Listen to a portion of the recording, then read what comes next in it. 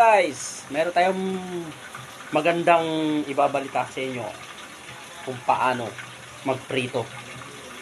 Para hindi kayo matalsikan, gamit lang po kayo ng helmet. Ito. Try natin, oh. Prito.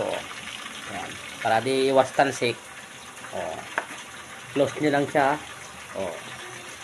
At yan. Kahit idikit nyo yung mantika din sa hindi tayo matatalsikan. Ito pinaka magandang protection. Oo. Tingnan natin. Kahit babaliktad-baliktarin natin yan.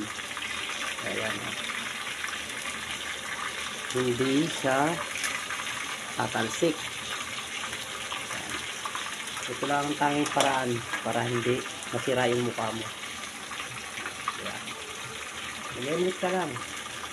Pag iyahan mo na, buksan mo lang. Oh. Ang bango. Oh. Pag kukunin mo na yung prito, i-close mo lang siya. Lalo na pag yung prito ka ng bangus. Yung bangus kasi, tumatalsik yun. Ito. Yan. Sarado mo lang yan. Marami yung pwede gamitin sa helmet. Pag bumotor, pati pa sa prito, pwede mo gamitin.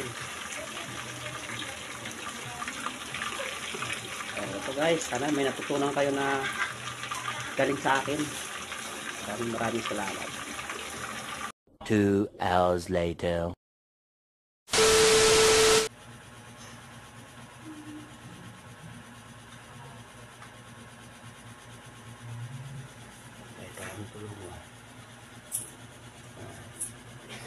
Kaya mo yan.